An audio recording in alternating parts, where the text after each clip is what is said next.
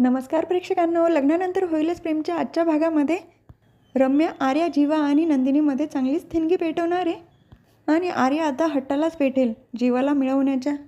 चला तर सुरुवात करूया आजच्या भागाला. मानिनी काकू म्हणतात, अगं घे प्रसाद घे. जीवा नंदिनी दोघांना पण टेन्शन आलेलं असतं. आता आर्या हात पुढे करणार कशी.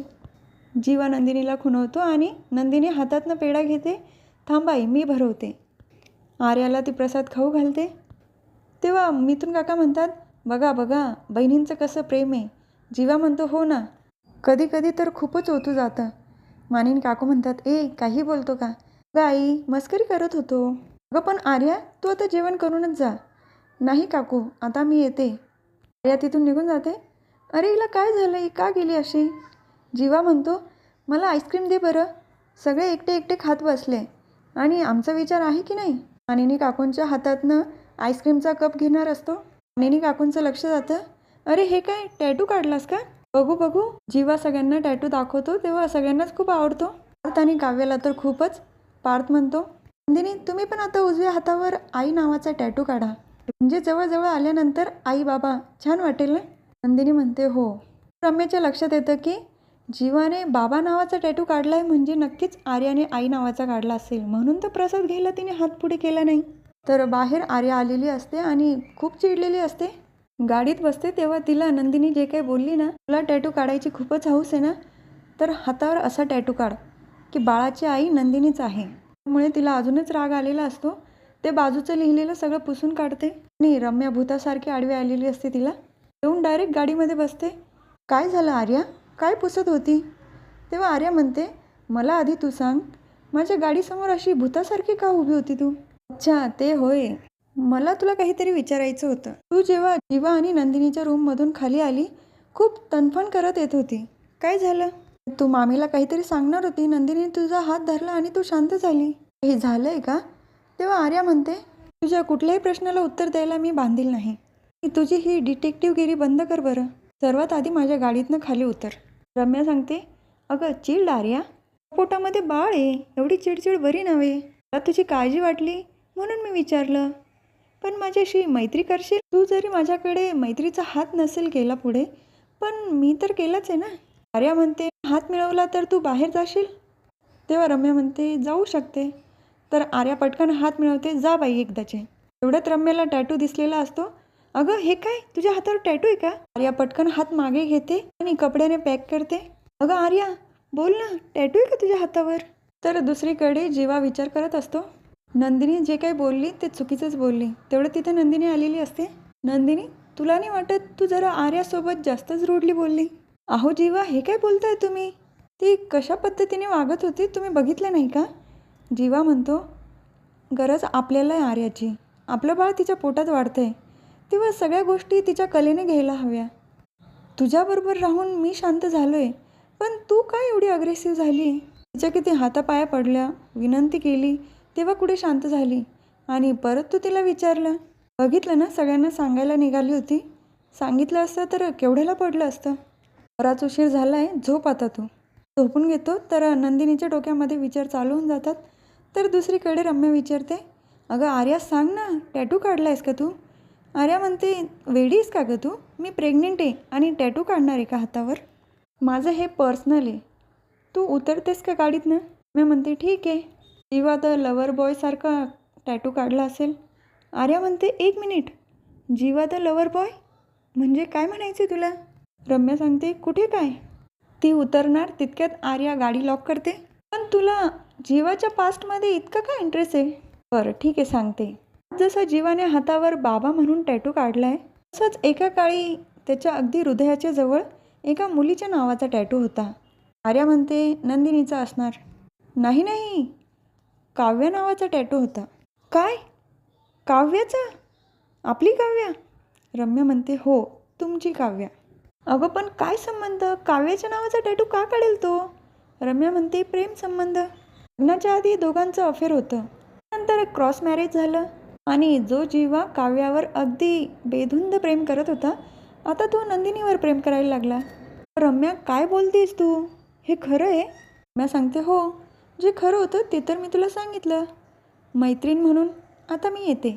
रम्या गेल्यानंतर आर्याला आठवतं की जेव्हा तिने टॅटूसाठी विचारलं तेव्हा जीवा सांगतो की त्याला आता इंटरेस्ट नाही. आणि टॅटू काढताना आर्या जेव्हा बोलली तू माझा हात धरू शकतो, तेव्हा जीवा म्हणतो मी काय पहिल्यांदा थोडी काढतोय. ती मोठमोठ्याने हसायला लागते. म्हणजे याचा अर्थ नंदिनीच्या आधी जीवा काव्यावर प्रेम करत होता आणि काव्याच्या प्रेमातनं बाहेर पडून त्याने नंदिनीवर प्रेम केलं आणि आता नंदिनीच्या प्रेमातनं बाहेर पडून तो माझ्यावर प्रेम करूच शकतो. नंदिनी, तू माझ्या हातावर लिहिलं ना, नंदिनी बाळाची आई आहे. बघ, काही दिवसात मी तुझ्या हातावर लिहील. म्हणजे फक्त आर्याचा आहे. तोंडावर हात ठेवून हसत असते. तर दुसऱ्या दिवशी सकाळी किचनमध्ये नंदिनी चिंच खात असते. तिथं मानिनी काकू येतात. अगं, चिंच खातेस? नाही आई, सहजच. अगं खा खा. मला असं वाटलं की तुझं बाळ खूप शहाणं असणार आहे, कारण तुला कसले हे डोहाळे लागत नाही, तुझं बाळ तुला त्रास देत नाही. नक्कीच शहाणं असणार. विक्रम आणि माझ्यामध्ये बोलणं पण झालं, म्हणून तुझ्या त्रास न देणाऱ्या बाळाला मी अंगारा लावते, पोटाला पण लावते आणि नंदिनीला पण. काय बेत काय आहे सांगते. चिंचगुळाची आमटी आणि बटाट्याच्या कापण्या. काव्य आलेली असे. नका, एवढा चांगला बेत करू नका. जेवण झाल्यानंतर मला AC लावून मस्त रूममध्ये जाऊन झोपावं लागतं, मग अभ्यास होत नाही माझा. निने काकू म्हणतात, काव्या नको टेन्शन घेऊ, मी देवाकडे नवस बोलली आहे. माझ्या लेकीचा पेपर अगदी चांगला जाऊ दे. 16 ऑगस्टला सगळं चांगलं घडू दे. काव्या म्हणते मला एक कळत नाही या आयांचं. पेपर लिहिणार मी, काय चांगले वाईट काय मार्क्स भेटतील ते मला भेटतील, पण त्याच्यात देव काय करणार. निने काकू म्हणतात, चेष्टा करते माझी. आयांचा असतो या गोष्टींवर विश्वास. तू पण आई होणार आहेस. बघू मग, तुझ्या बाळासाठी नवस बोल, पाहते तुझ्याकडे. अगं नंदिनी, आईवरून आठवलं, तुझ्या आईंना जरा फोन करून बोलावून घे ना. मोठ्या सुनेचं डोहाळे जेवण करायचं आहे, त्याबद्दल बोलायचं म्हणावं. नंदिनी सांगते, हो आई, मी बोलावते. तेव्हा काय सांगते, पण मी युनिवर्सच्या एका गोष्टीवर नाराज आहे. ताई आणि मी आम्ही सोबत प्रेग्नेंट आहो, चांगलीच गोष्ट आहे, पण तारखा मागे पुढे आहे ना. ते कसं आमची चोर ओटी एकाच दिवशी झाली असती आणि डोहाळे जेवण पण. निने काकू म्हणतात, नको बाई, ऑलरेडी पाहुणे सगळे म्हणतात मुलांचे लग्न एकाच दिवशी केले, तर चोर ओटी आणि डोहाळे जेवण पण एका दिवशी का. नाही नाही, वेगळी मज्जा बरी. तेव्हा नंदिनी सांगते, आई मी आलीच. आईला फोन करून तिथून निघून जाते. तेव्हा मानिनी काकू काव्याला पण अंगारा लावतात. काही हवं आहे का. काव्या सांगते, कॉफी हवी मला. तर दुसरीकडे रम्या आणि वसू आत्या बुद्धिबळाचा गेम खेळत असतात. रम्या वसू आत्यांना चेकमेट करते. वसू आत्या खूप चिडतात, तो गेम सगळा फेकून देतात बाजूला. अगदी चिडतेस काय, चिडू नको तर काय करू. 16 ऑगस्ट जवळ आला आहे आणि आपण इथे काय बुद्धिबळाचा गेम खेळत बसलो आहे. अगं आई, मी इथे बसलेली जरी असली ना, तरी सगळीकडे लक्ष आहे माझं. त्या काव्याला मेंटली कसं डिस्टर्ब करायचं याचाच विचार करते मी. उगाच नाही त्या आर्याला रेड हँड पकडलं मी. वसू आत्या विचारतात, त्या आर्याचा काय संबंध इथे. आर्याचा संबंध नक्कीच आहे. दुसरीकडे नंदिनीने शारदा काकूंना फोन केलेला असतो. काय, काव्याचं डोहाळे जेवण. हो, आणि आईने तुला आग्रहाने बोलवलं आहे. हां, पण सध्या तू 2 महिन्यामध्ये फक्त 3 वेळा आली आहे. अगं नंदिनी बाळा, भीती वाटते मला तिथे आल्यानंतर. ते खोटं हसणंसुद्धा अपराधी असल्यासारखं वाटतं. आई, थोडे दिवस फक्त काव्याची डिलिव्हरी आणि एक्झाम होऊन जाऊ दे, नंतर मी स्वतः सांगेल माझ्या मिसकॅरेजबद्दल आणि सरोगसीबद्दल.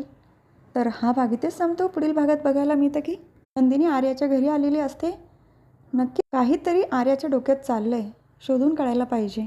लॅपटॉपमध्ये काहीतरी दिसतं तिला, ते काय आपल्याला दाखवलं नाही, उद्याच्या भागात कळेलच. रम्या म्हणते, हे आर्या, जीवा आणि नंदिनी तिघांचं नक्की काहीतरी चाललं आहे, ते आपल्याला एकदा कळायला हवं. तर काव्या मानिनी काकूंना विचारत असते, आई बघा ना तुम्ही, मी कसं माझ्या बाळाबरोबर नेहमी बोलत असते, तसं नंदिनी ताईला कधी बघितलं नाही ना बोलताना. तुम्ही तरी बघितलं आहे का. मानिनी काकू पण विचार करतात. तर हा भाग इथेच संपतो. उद्याचा भाग पण बघायला खूप इंटरेस्टिंग असणार आहे. उद्या पुन्हा भेटूया पुढच्या व्हिडिओमध्ये.